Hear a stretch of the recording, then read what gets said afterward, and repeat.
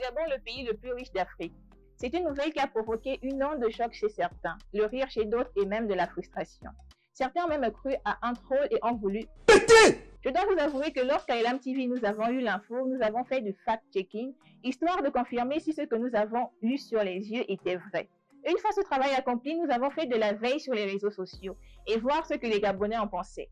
Beaucoup d'amalgame et un manque de compréhension de la chose. Du coup, vu que nous sommes là pour apporter un peu d'élan dans vos vies, nous avons choisi pour ce numéro de vous en dire plus sur ce sujet. Générique.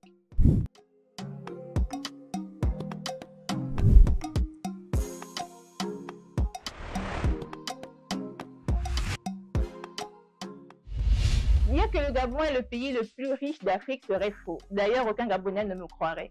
Du coup, je me dois d'apporter d'entrée de jeu la précision qui change tout. Le Gabon est le pays le plus riche d'Afrique par PIB par habitant. Et si tu ne sais pas c'est quoi un PIB, bah écoute, moi non plus. Le pays dépasse le Botswana et se retrouve désormais au sommet du classement. Ce n'est pas un troll, ce n'est pas une blague, c'est du réel. C'est une information qui a révolté les Gabonais car pour eux, le Gabon ne peut pas être riche et il manque de tout. Sans vouloir exagérer bien évidemment.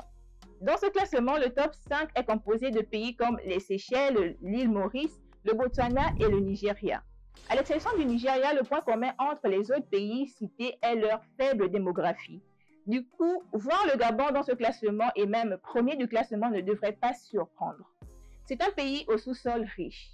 Être le plus riche par PIB par habitant en des termes simples, qu'est-ce que cela signifie? Je vous prends un exemple.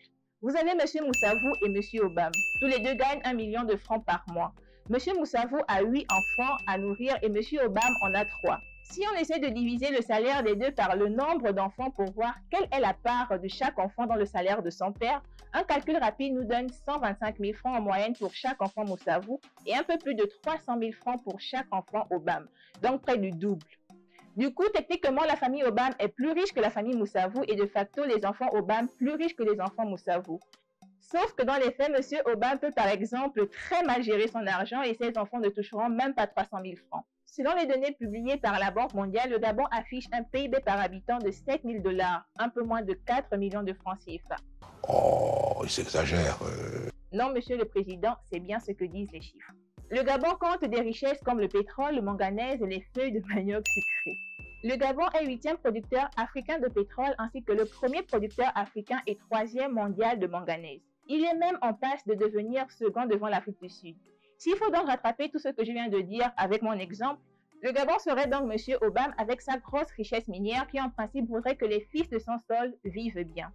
Quand la Banque mondiale fait ce classement, elle ne prend certainement pas en compte la mauvaise redistribution des richesses. Si les Gabonais n'ont pas cru, c'est parce que ces chiffres ne reflètent pas leur quotidien.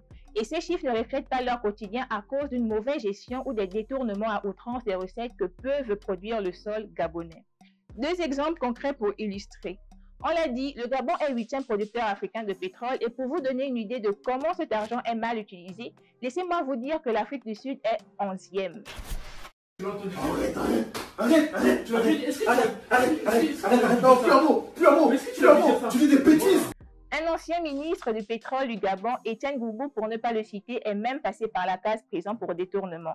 Magloire Gambia, qui lui était par exemple ministre du budget, est lui aussi passé par la case prison pour des détournements estimés à 500 milliards de francs CFA, selon le site d'information Gabon Actu.